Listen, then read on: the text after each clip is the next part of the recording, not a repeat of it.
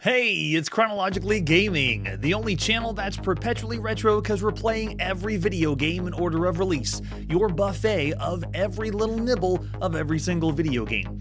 We finished all the video games that we could find the definite release date for all the way up to November 1982, and now we're just playing every single video game that was released sometime in November 1982. The great detective Remington Steele? He doesn't exist. We were last in Japan on the Sword M5, checking out Power Pack, the first time you could play Super Pac-Man at home. Let's see what our next game is. And it is the highlight of the evening. This is Saga number 5, The Count. Let's check it out. Here's the box. Ah, The Count. Number 5. We saw this first all the way back in 1979. It was just a text adventure game on XD Sorcerer, TRS-80, Atari Home Computer, Commodore VIC-20, MS-DOS. This is the enhanced remake. We've already seen 6 of the games of the Scott Adams graphic adventure game series on the Apple II. This is where they just add some high-res pictures to the games we've already seen since 1979. In total, we've seen 9 games from this series on ports for other places. We've actually already seen this game on the Apple II. This is the Atari home computer version of the game. Oh, The Count will get us. And the ad you would have seen by Scott Adams, because anything can happen in a graphic adventure game where you don't have to use your imagination, apparently, because there's plenty of pictures all over the place. And there's the 5 1/4 floppy disk. You need to have 2 sides, I think it says both, or 2 discs. I don't see what the, oh, it's yeah, side A and side B to play the game. And there's an example of the high-res graphics we're about to experience. Let's pop it and play Saga number 5, The Count, by Scott Adams, graphics by Kim McNair, released at some time in November 1982. When it was, I don't know. This is our 406th game we've seen on the Atari home computer. Load in that saga. Scott Adams has been all over Chronologically Gaming. This is over 50 times we've seen him thus far on the show. That's how much Scott Adams is there. The classic adventure games of all ports and all systems. This is the 57th Scott Adams classic adventure game that we've seen thus far. Hey, thanks again, Dryer Lent. Appreciate it. And Adventure International is not... is all over the place too. This is the 91st Adventure International game that we've seen so far on the show. Scott Adams is 50 times, and then Kim McNair, this is the 7th game we've seen that he's done. No, we do not want to format any disc. We already did. Now flip it over. Now this is where you would be actually taking the disc out, flipping the disc over, going to side B, and then now you're in the game. And that's asking us to match the colors above. Red, yellow, blue, and green. Close enough. Sure, hit enter on that. This is the 57th Scott Adams adventure game so far. So because of that, we are not going to start the game at the very beginning because we played the Count so much. We're actually going to take over where we left off the last time we played the Count. So do we want to restore a previously saved game? Yes. Yes, we do. I want save area A, and let's go ahead and mount our save disk. Disk is in, and then put the other disk back in. You would be doing this all yourself. And there it is. We're in and we're loaded. So to catch you up to speed, the last time we were playing the Count, we actually got caught by Dracula and bit. So I'm playing all the way up to the point right before we got caught by Dracula, and that's where we're going to take over. All right, so don't copy that floppy. We got it. We're in a hall inside the castle. This game gives you the high-res graphic picture like this. Ooh, ah. And if you want to, you can push enter, and it switches between the text-only mode. It still has a little bit of color. I like the yellow. I'm in the hall inside the castle, and there's our exits. So that's where we're beginning the game. This game is the 8th game we've played that it has Count Dracula in the game. It is the 14th game that includes vampires that we've seen for all video games up to this point. This is the 11th enhanced remake video game, allowing some kind of enhanced, I mean, there's not really that many enhanced remakes, but just imagine a world where this is the 11th only enhanced remake of everything so far. This is also the 15th game that we played that has the creator's name in the title, before Sid Meier ends up being the title in the title of every game that he makes. And this is the 9th game we played that takes place in Transylvania, and it is the 48th horror video game, or horror-themed video game. And of course, that could be very subjective. I mean, what's horror or compared to some people, or not compared to some people? All right, so here we go. I want to head east. That's where I want to go. Okay, now we're outside the castle. We got a coat of arms, postcard, and a bell to pull. Okay, so let's go ahead and get that postcard. As soon as you start typing, it goes to text mode, and then when you hit enter, it goes back to graphics mode. All right, we got our postcard. Let's read it. Postcard. It says, what again? There we go. I got to go back to text mode. It's from Dracula. Oh, he left us a postcard. That's so nice. It's an eating and ghouling bill from the local mortuary. There's a note paper clip to the postcard. It's getting dark outside. Oh, yeah, you bet it is. Since we've been playing the game, you have to be very fast because there's kind of a day and night cycle that's going on with the game. It's kind of strange to do a day and night cycle with a text adventure game, but you know, it's horror themed, and the later it gets, then you're more likely to be succumb to Dracula or bitten by Dracula. We don't want that to happen. Okay, so let's go ahead and remove the clip. Yeah, Paul in the chat, sometimes the horror games at this time could definitely be construed as horrible. All right, so we got the paper clip removed. Let's go ahead and drop the postcard. We don't need it. Okay, we dropped it. Oh, now it's getting dark in all caps outside. That means it's really dark. All right, so let's go ahead and drop the note that we have, too. We don't need that one. Okay, drop those two. And now it's really dark. All right, let's head back west. We're leaving calling cards for Dracula at the front. And let's go west again. I already was a big fan of this game when we first saw it, just because of the theme with Count Dracula and the horror theme. It's done very well. And these graphics, I said it on the Apple too, they're very well done for a text adventure game, or a text adventure game with graphics. All right, so to move around the castle, we actually use the dumb waiter, and I think it tells us. Yeah, visible items are the dumb waiter and an oven. And this is how we're going to move around. We're going to go dumb waiter. Go dumb. I think that would work, yeah. That means we're going to go inside the dumbwaiter. There we go. We crawled inside of it, and this is how you move around. So let's go ahead and lower dumbwaiter, and we're going to make our way down. And then now that we're down, we can go room, which means we leave the dumbwaiter and crawl out of it. So it's a multi-layered maze/text adventure game. It's... Oh, nice. Someone shouted out Shadowgate in the chat. Oh, man, yeah. Way before we're going to get any of those Mac ventures on the Macintosh. But yes, this is easily inspiration for that. Okay, so oh, we're getting tired. Uh-oh, we need to go faster. All right, let's go ahead and pick lock. Okay, the sun has set. Uh-oh. So we picked the lock with the clip that we got from the postcard. Okay, sun is set. Uh-oh. Now this means it's too dark to see because we're in the next room, I believe. All right, let's go ahead and open the door. I've had a dream that and a hunch I've been robbed. Oh no, there it is. So this is how we left the last game, where all of our items were taken from us and our neck looks bitten. So we're back in the bed that we started the game on. We have the sheets and the pillow here. Uh-oh. So you got to be very, very fast. If you're not fast enough, and probably because I was taking too long, then you end up back in bed. Oh gosh. All right, so let's get up. Do we have any inventory, or has it all been taken? Did Dracula take everything? I and V should work. Nice, look at the inventory screen. It shows us with the bag. We have the paper clip, the torch, sulfur matches, 2 holes in... our inventory is 2 holes in our neck.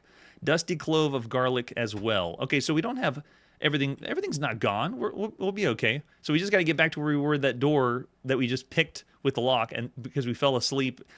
Essentially, when it gets too late, you fall asleep, and when you fall asleep, Dracula bites you, then you show up back in bed. All right, so let's go kind of where we were before. We'll go ahead and go north from this location, and then go west. And we should be back where we were. Yeah, there we go. Now go dumbwaiter.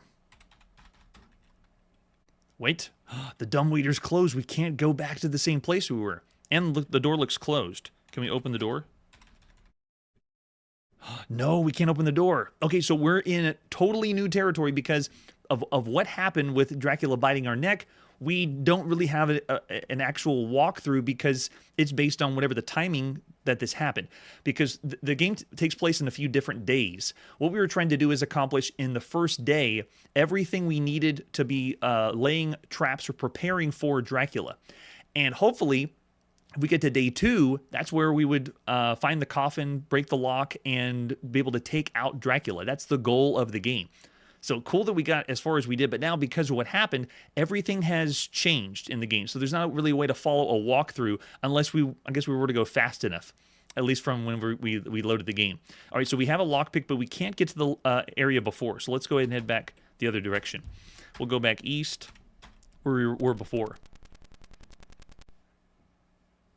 Yeah, I wonder why the dumbwaiter was closed. All right, let's go ahead and see what we got. North, south, east, and west. Let's go north. Now we're back in the bathroom there. Now go back south.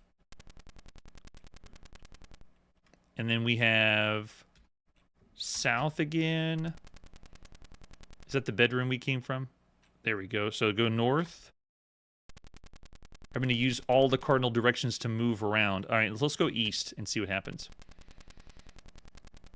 Now we're outside the castle. There's the coat of arms, the postcard, and then there's a bell to pull. I wonder if we can ring the bell. Pull rope. Pull bell. All right. Yep, the bell rings somewhere. Ding dong. And I really want Dracula to come to the front door. But I don't think he is. We can keep going. It said we can keep going outside if we wanted to. East to see even more than that? That's so cool.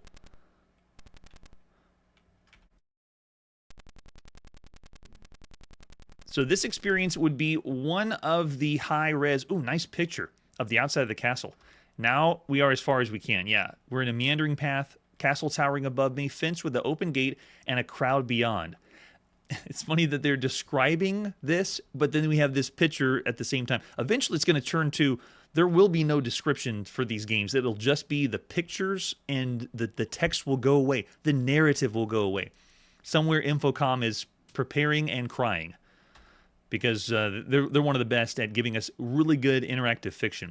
All right, so I don't think there's anything here. Yeah, all we can do is go back west. Admire the view, I guess. It does look like that, Brad, in the distance. Castle Grayskull, where Count Dracula lives. All right, keep going west. All we have is the oven. Open dumb. What? We can't even open the dumbwaiter? What about open oven? It's already open. Go oven. Sorry, there's a tremendous amount of heat and sunlight coming out. Why is sunlight coming from the oven? Is it because it's morning? Oh, maybe because, yeah, if we slept all the way through, then it must be the morning by now. All right, so if we have just the giant oven. Gosh. All right, so we can't do that either. So that means we have to go back east, which I don't understand what the next course of... I think it's possible that we just made the game... We're just too slow because we got bit by Dracula. You have to be able to go through everything as fast as possible and complete the objectives in the first day and then, you know, fall asleep and then you can actually get Dracula. I don't think we can now. All right, let's go south. Was there anything in the... No, there's nothing in the bedroom. We already got everything there. Let's go back north and go... north again. In the bathroom, was there anything? Yeah, we have a few things. Pocket watch we could pick up. And then can we go mirror? Or look in the mirror? I must be stupid. I don't understand what you mean. All right, what about get watch? All right. Examine watch. I bet that'll tell us the time. Strange watch says 36 moves till sunset. Okay, so that is, I guess, how long we would need to wait. But for this playthrough, we'll have to stop here. So we were only able to complete a few things. I was hoping to get through the whole first day of trying to combat Dracula. So the next time we see this game, because we're most likely going to see it again, we will we'll be able to take Dracula out on the second one. All right, so we'll just hold it from there for all the for this playthrough, and then I would say still. Just like we said on the Apple II version, this is an excellent video game for all the games you could play on all home computers. It's one of the, it's not like the cream of the crop, but it's pretty close to the best a text adventure or graphic adventure games you could play up to this point. You look into the chat, Brad's throwing a 3.5 star. I would even go higher than that. We did play some other games that were text adventure games with graphics and gave them 3.5 stars, but I'll give a nod to the count and say this one, just like the Apple II, is a 4-star game. Well done, Scott Adams. Bring us more, and then we'll just keep loading where we left off as if we're playing the same game on all these different computers. It's been fun. There we go. Nice. Yeah, same thing, L. Curtis B, you bet. All right, after that, let's see what our next game is. We're next going to the Commodore VIC-20. This is Scrambler. Scrambler? Sounds like a ride at an amusement park. Man, I hurled on the Scrambler. Here's the box for Scrambler. Very nice. By Solar Software. Runs on unexpanded VIC-20. Don't need to pay for any extra memory. 100% machine code. And artwork looks all right. Spaceships and sci-fi. That's bread and butter for video games. What other artwork do we have for Scrambler? This is our 319th game we've seen on the Commodore VIC-20. Bring it on. There we go. The cassette tape we're going to pop into play because you played video games on cassettes here in November 1982. It shows us how to load on the cassette, which is very helpful with a screenshot. Let's pop in Scrambler. This is by John P. Shea, published by Solar Software at some time in November 1982.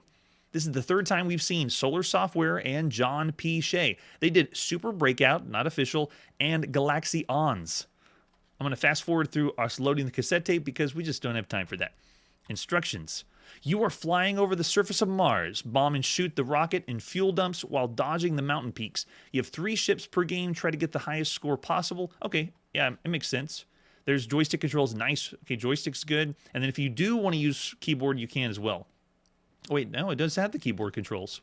All right, and then we want to play the game, and then it loads again. A second load. We'll fast forward through that too. We just don't have time for these loads. There it is. And now we're done with the load. Here we go. Pressing. Oh, there's the keyboard controls. I have the joystick in, so we're in. Fire to start. I have no control over the speed of my ship. I can't push back on the joystick to drop a bomb, and I have my fire in front of me, but wow, the fire is slow. I have a delayed response to my shot. I am playing a shoot 'em up. Barely. It feels like a slow 'em up because of the speed that it's moving. And we're dying fast. The response for the joystick control is much to be desired. But I can move up and down. I can just move left to bomb, fire to shoot, but it's so slow to respond. Like right there, I have to fire 1 shot at a time. I feel extremely underpowered. This is the 160th shoot 'em up that we've played on Chronologically Gaming, and that is scrolling shoot 'em up, whether horizontal or vertical, on all systems, all platforms. Well, that was a fast death. Let's go in again. This is the 97th shoot 'em up that we've seen on all home computers up to this point. So the idea of a scrolling shoot 'em up like this was really popular in 1981, and then it's been blowing up. There's been so many games. This is the 18th shoot 'em up that we've seen on the Commodore VIC-20 alone. Just keep scrolling and shooting, but man, it's so slow to respond. The shot is it's pretty weak. Man, oh man. And obviously this is taking an homage from Scramble. This is the this is the 51st Scramble variant that we've played on Chronologically Gaming on all systems, and that includes Scramble itself that was in the arcade. There's really not a series or official games that, for Scramble. Scramble, I need to call it that. On home computers, this is the 36th Scramble that we've seen so far. 36 games that are Scramble on all home computers. And on the Commodore VIC-20, this is the 9th Scramble variant. We've already played 9 games that play like Scramble or similar to Scramble right on this home computer. So there's already a lot to compare to. We first saw Scramble in the arcades by Konami February 1981. And right now, some of the best ways you could play Scramble on any home computer are Sea Dragon, really, really good. Neptune, that's on the Apple II. Penetrator, that's on the TRS-80. Strike Force on the TRS-80. And the best way to play Scramble here on this computer, the Commodore VIC-20 right now, I would say is K-Star Patrol is the best so far.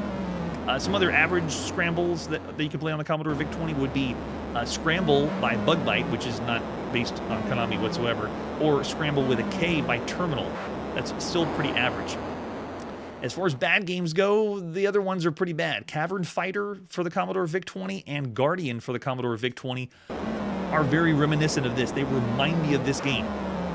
So this is rough, and I think I've said and talked enough that we can get out of Scrambler. I would say this is bad. Of all the games you could play on all home computers, it's around here in the bad range. And I would say that this is around the same range as Cavern Fighter or Guardian. Maybe even worse than that.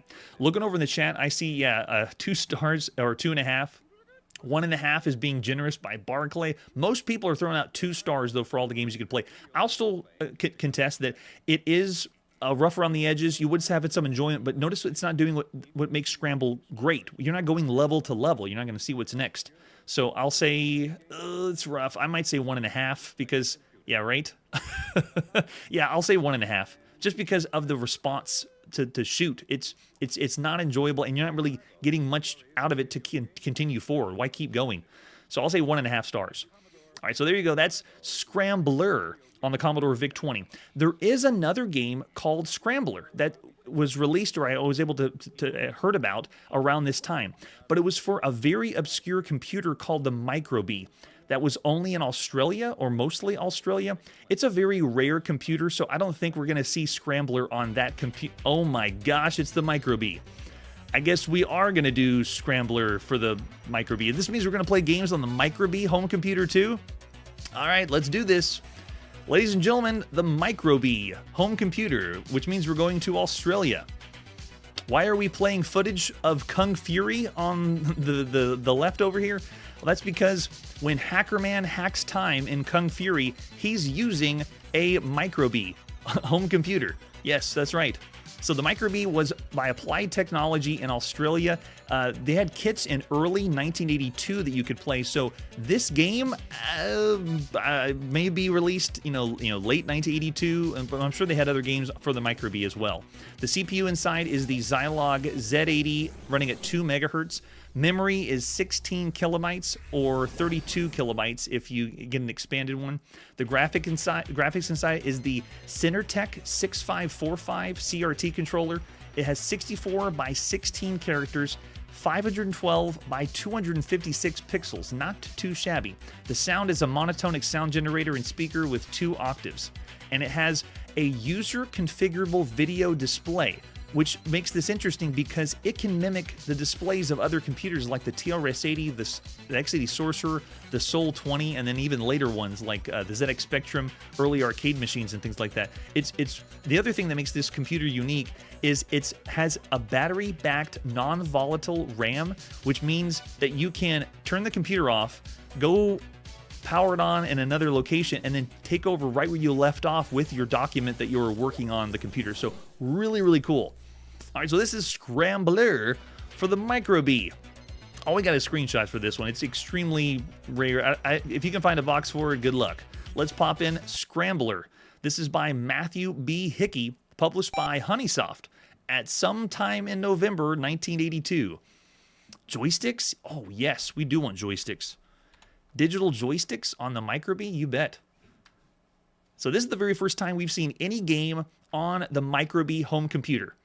Yes, I know, Charlie. There's no end to the microcomputers. It's amazing. Oh, great. And L. Curtis B knows about the Microbee. Oh, look at this. Intro is like very arcadey. They're explaining what the controls are if you don't have the joystick plugged in. But already this is looking presentation-wise better than Scrambler on the Commodore VIC-20, that's for sure. This is the very first time we've seen anything by Honeysoft Publishing because they only did games on the Microbee, at least at first. And same thing with Matthew B. Hickey. All right, I want to go right into this. I'm ready. Joystick control, I'm excited. All right, so we want, let's see, there's the keyboard controls if we wanted to, but we have a digital joystick if we want to play. And we can even pick the speed we want. I want to go fast. How fast does this go? Oh, did I hit the wrong? Hold on. I held down one of the keys whenever I booted the system up, and it went all wonky on me. Okay, let's try it again. Scrambler for the Micro B. Yes, Kun, it's exactly what you'd think. Okay, now we're ready. I want fast speed. Bring it on. Oh, sweet. Look at this. It is working as expected. My bombs actually have a trajectory in front of me, which is really nice. The bombs actually could work as good as the your main laser. Where's the sound, though? This does have a... the computer has the ability to play sound, but where is it?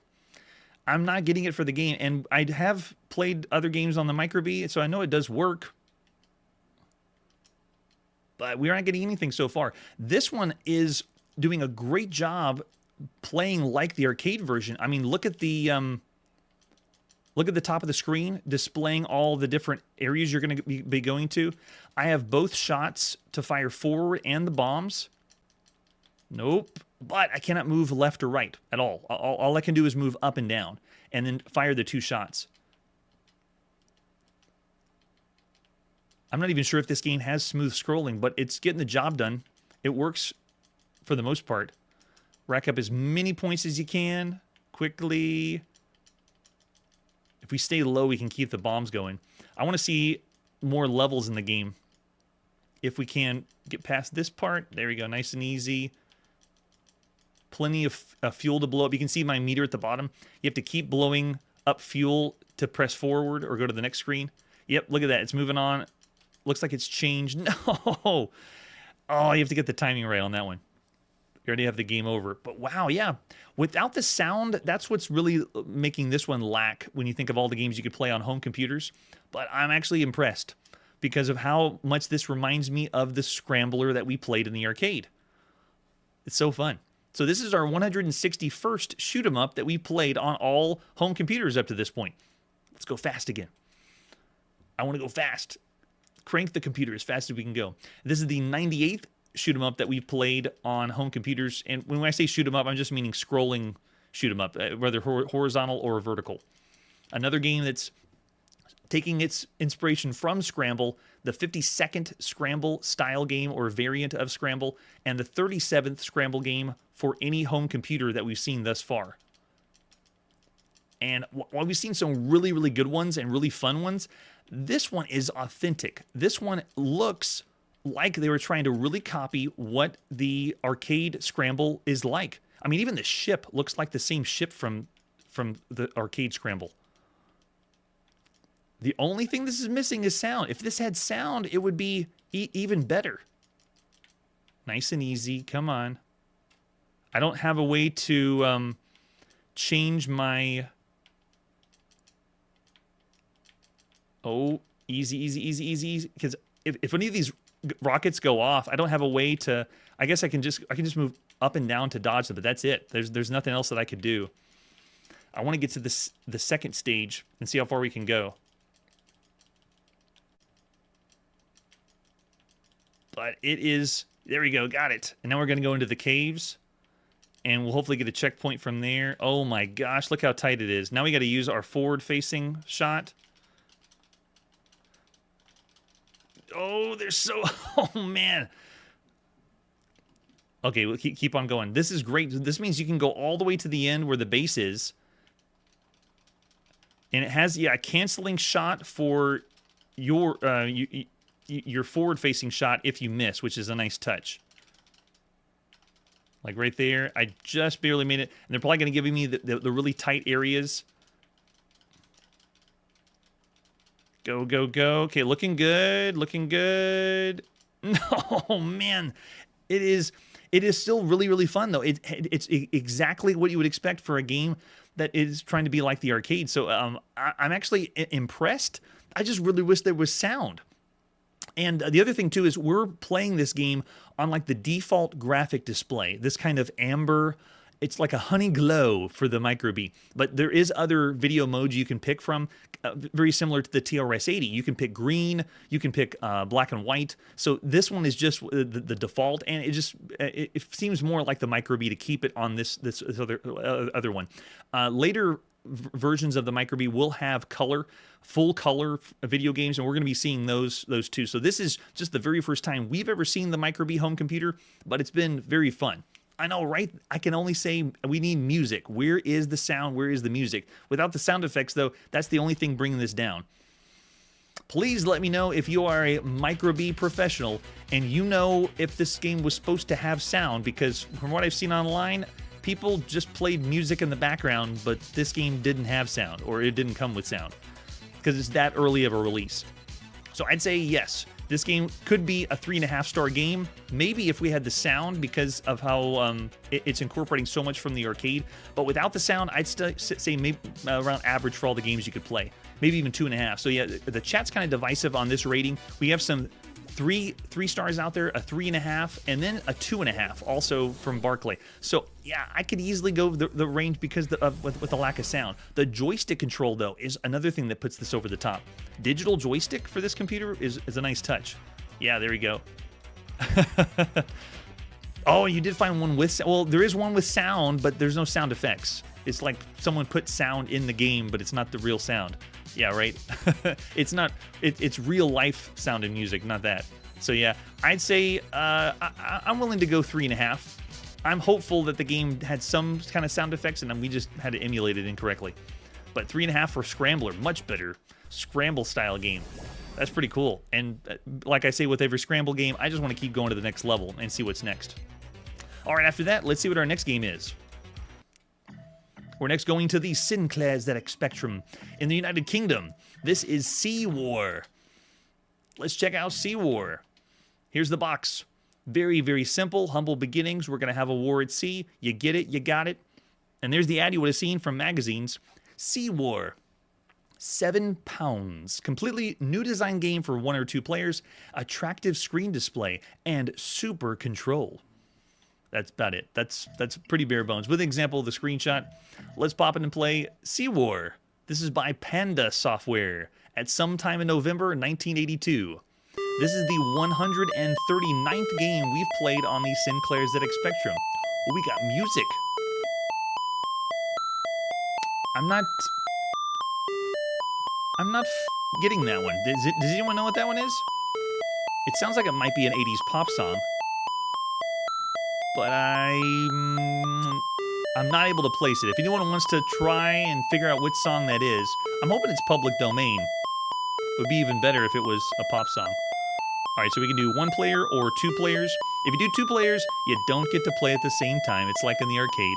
This is the first time we've seen anything by Panda Software for anything. And this is, we're going to push number 1 and go in. It loads and slows down. Brad gives it 10 stars for having music, and yeah, it's pretty rare. It works, cool. All right, so if I want to move right, that's X. If I want to move up, that is Z. If I want to move down, that's caps on your ZX Spectrum keyboard. If you want to fire, it's space, and if you want to fire up, it's the symbol key. So I got both fire up and fire forward, and if I want to move, oh, I can. Wow, I can move all the way, but I kind of like rubber band back again.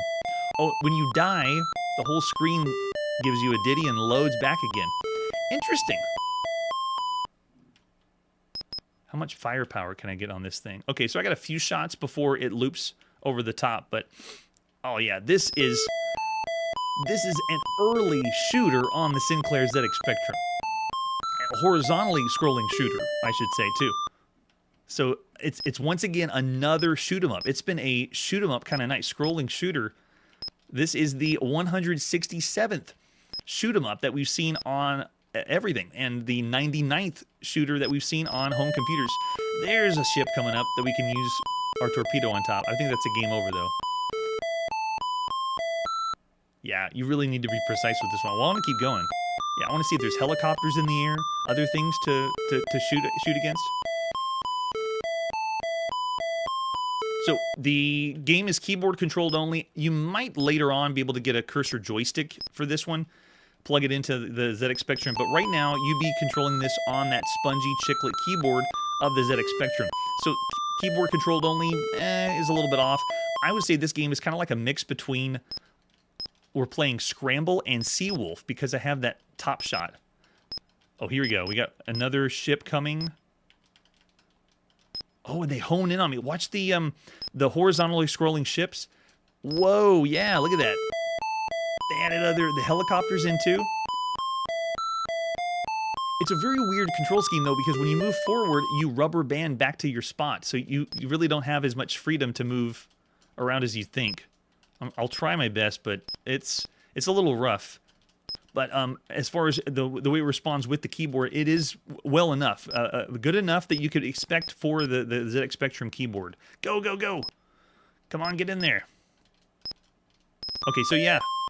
Yeah, it's actually a shooter that you would really enjoy on the Sinclair ZX Spectrum right now. A lot of the other shooters we played have been mostly vertically scroll, or not even vertically scrolling. They've been more like fixed shooters.